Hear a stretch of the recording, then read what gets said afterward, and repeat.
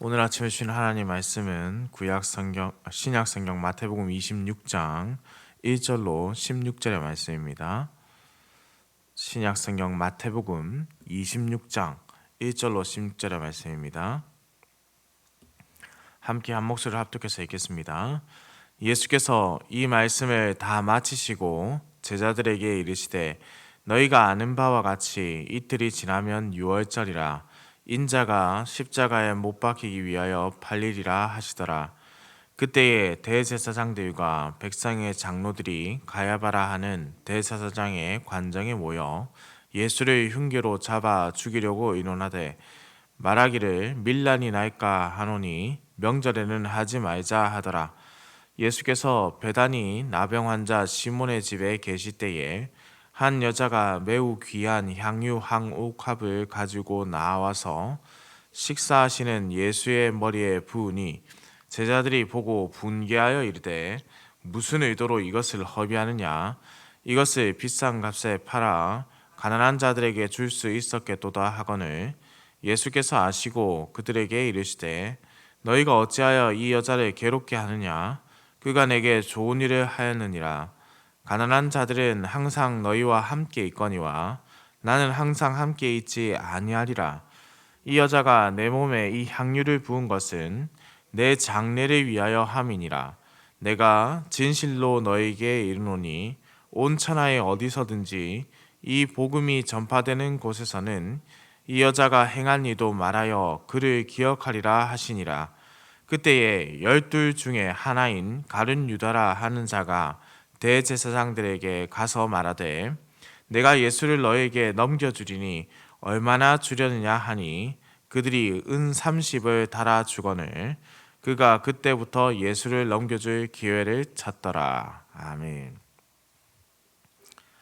오늘 본문을 포함해서 이제 26장부터 28장까지는 이제 마태복음의 마지막 단원이라고 할 수 있는데요. 특별히 오늘 본문에 보시면은 예수님을 죽이려는 의도가 나타나기 시작하는 음모가 시작되는 모습을 담고 있습니다. 그동안 예수님께서 마태복음 우리가 쭉 살펴보았지만 순환에 당하게 될 것을 3번을 말씀하셨죠. 16장 21절에서 28절, 17장 22절로 23절, 20장 17절로 19절 다 이제 예수님께서 앞으로 순환을 당하실 것을 말씀하시는 장면을 담고 있는데요. 그러니까 우리가 기억해야 할 것은 예수님께서 십자가에 달려 죽으신 그 사건이 우발적으로 일어난 사건이라던가 내지는 악의 세력이 승리해서 이러한 일이 일어나지 않았다라는 것이죠. 예수님께서 미리 말씀하신 것은 무슨 이유 때문이겠습니까? 하나님의 계획과 섭리 안에서 이 이루어졌다, 이 일이 일어났다라는 것을 강조해서 알려주고 예수님께서는 그것을 너무나도 잘 알고 계셨기 때문에 매우 무거운 이 발걸음을 시작하시는 모습을 보게 됩니다. 오늘 본문의 말씀을 보시면요. 예수님께서 이후로 일어날 일들을 잘 알고 계셨고 동시에 이 마태복음을 기록한 마태가 이후의 일을 너무나도 잘 알고 있었기 때문에 어떤 한 표현이 나타납니다. 시작에 보시면 예수께서 이 말씀을 다 마치시고라고 되어 있는데 이 표현은 24장에서 이어진 감남산에서의 말씀 그 강화 말씀을 다 마치셨다라는 건데 앞서 이런 표현들이 몇몇 구절에서 나타나긴 합니다. 그런데 오늘 본문은 매우 특별하게도 하나의 단어가 더 나타나요. 뭐냐면 바로 다 마치셨답니다. 다. 이 형용사가 추가된 것은 예수님께서 공식적으로 가르침 사역을 마무리하셨다라는 거예요.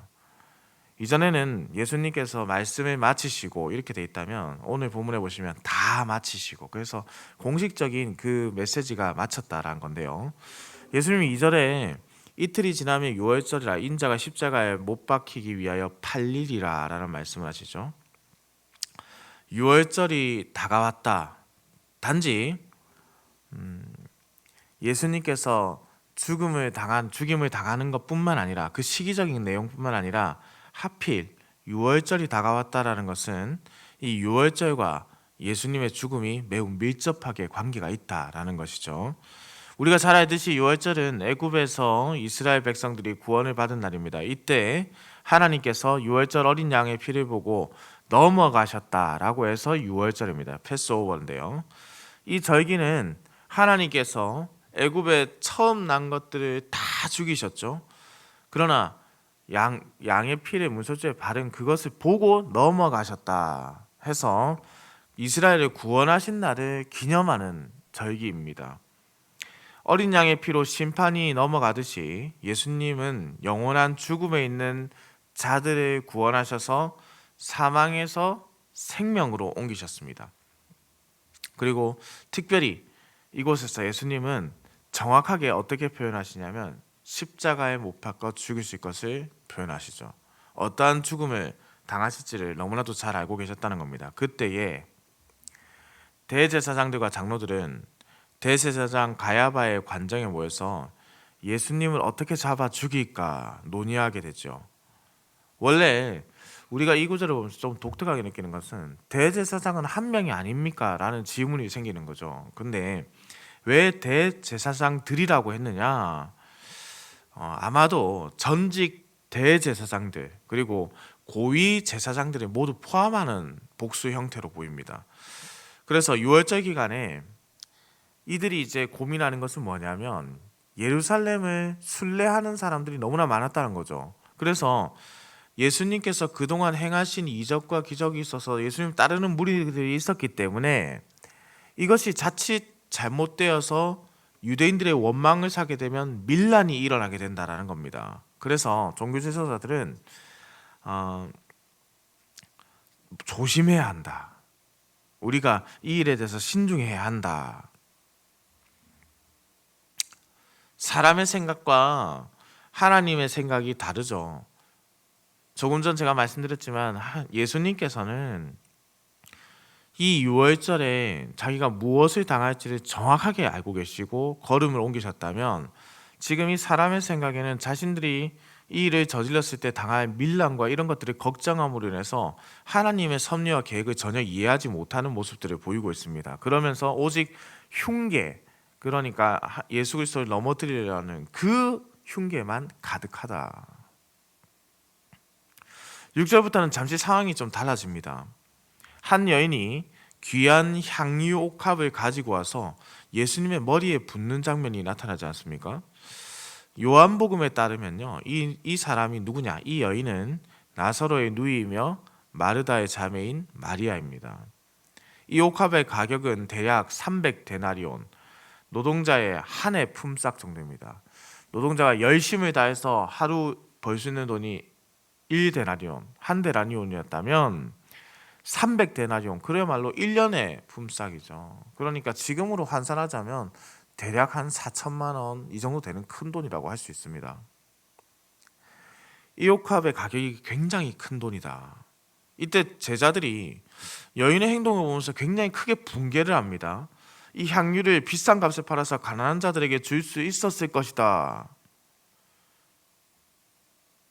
그리고 이 말을 한 제자들의 정체에 대해서 요한복음 12장 1절로 8절을 나중에 한번 살펴보시면요, 보다 정확하게 어떻게 표현되냐면 가룟 유다라고 표현해 두었습니다. 아마도 제자들 모두가 붕괴했겠죠. 그런데 그 과정에서 누가 가장 붕괴했느냐? 가룟 유다가 가장 붕괴했다라는 거죠.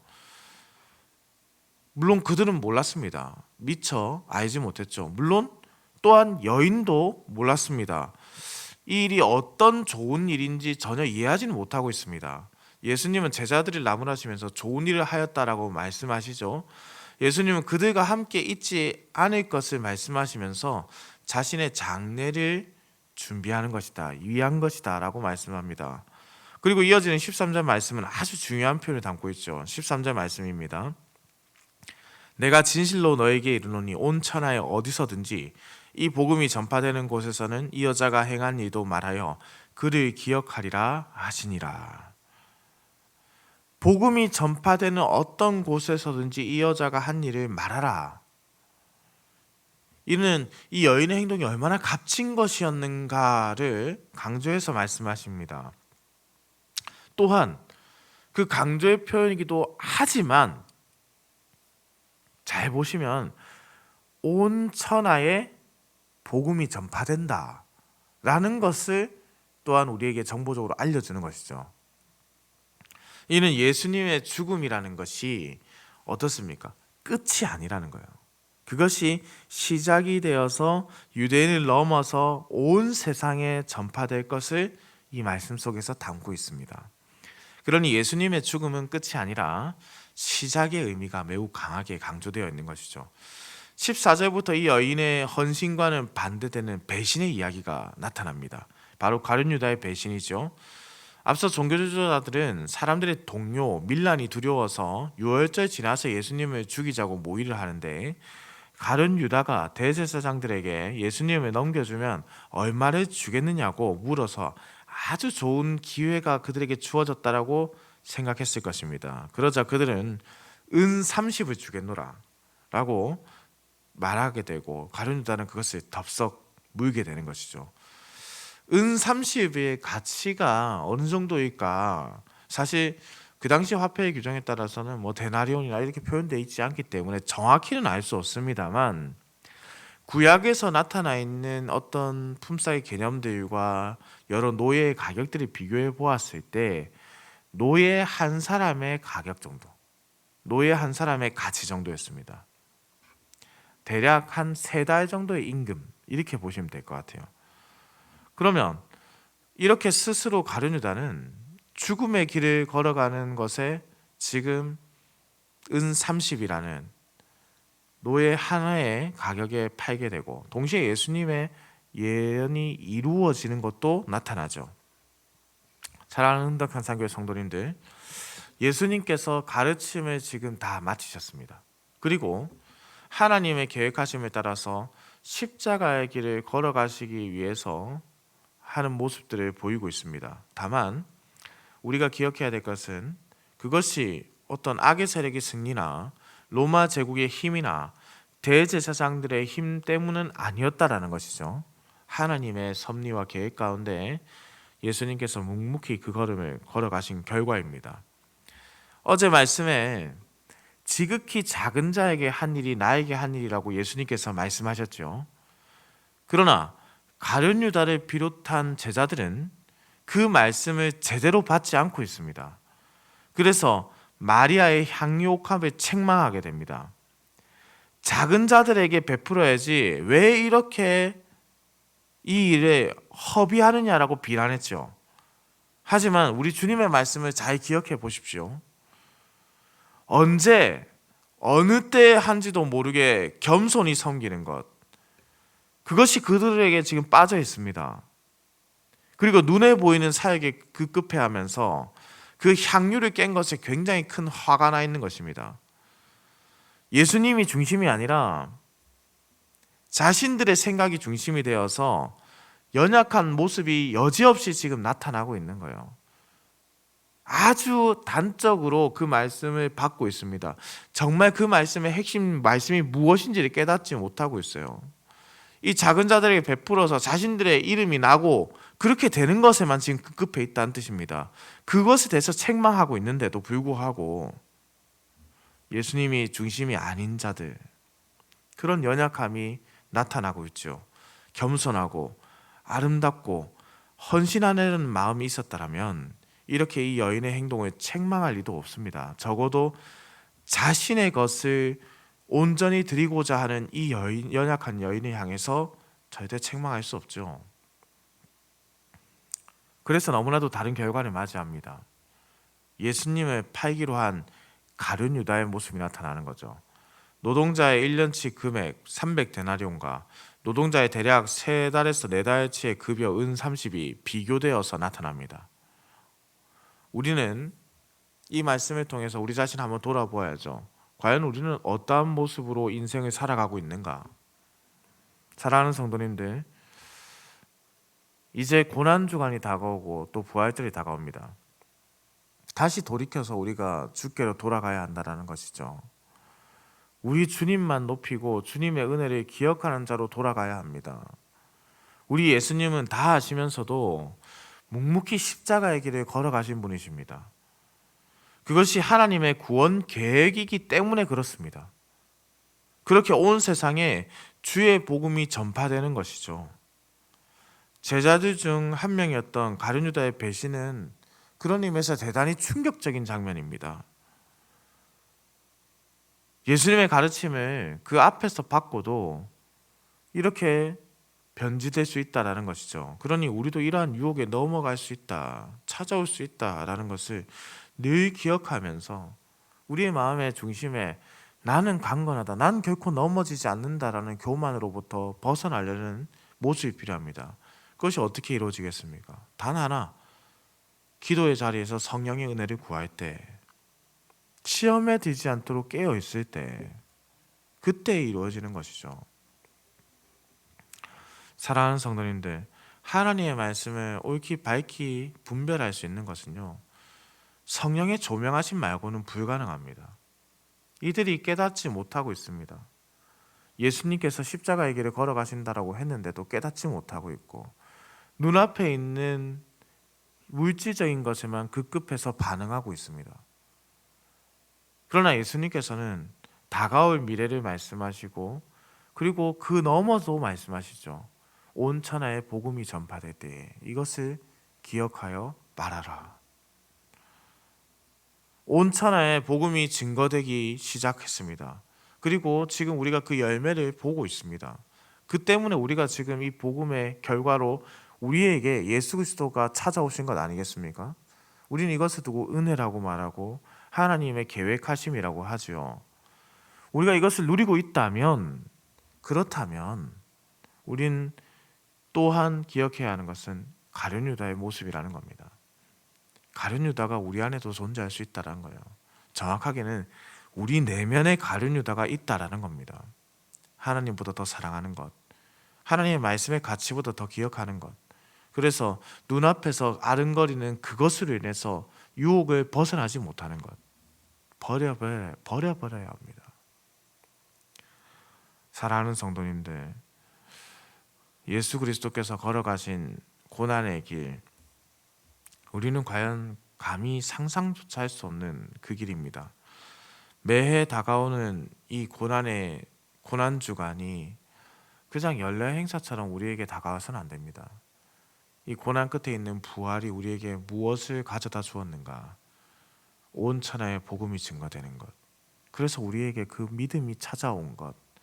그 은혜가 얼마나 큰지요.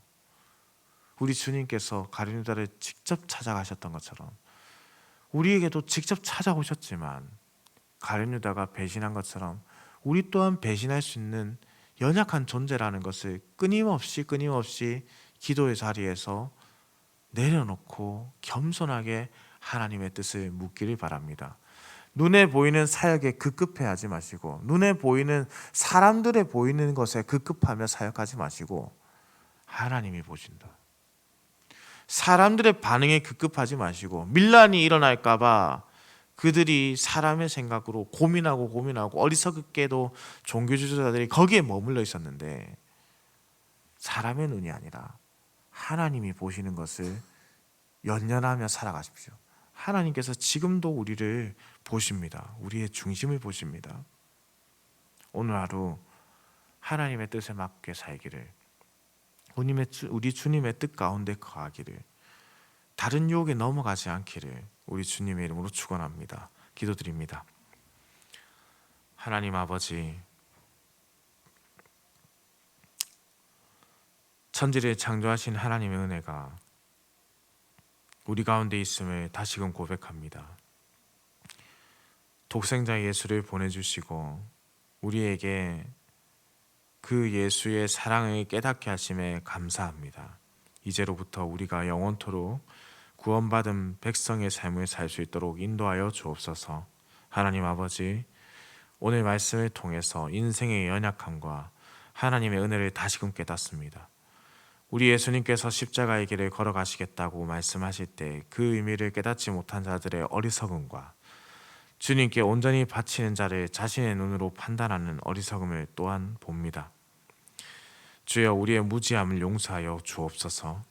우리가 하나님의 뜻을 다 할 수 없으니 성령께서 우리에게 하나님의 뜻을 가르치시고 깨닫게 하시고 인도하여 주옵소서. 바라옵고나기는 우리를 시험에 들게 하지 마옵시고 악에서 건져 주시옵소서. 하나님의 뜻을 바르게 분별하여서 그 뜻 안에서 살아가는 자가 되도록 주여 인도하옵소서. 작은 것에 눈이 멀지 않게 하시고 크신 하나님의 계획과 섭리를 바라보는 자 되게 하여 주옵소서. 오늘도 운전하는 모든 성도들의 운전대를 붙잡으시고 들어가거나 나가거나 주의 복을 누리는 인생이 되게 하옵소서. 감사를 드립니다. 살아계신 우리 주 예수 그리스도의 이름으로 기도드립니다. 아멘.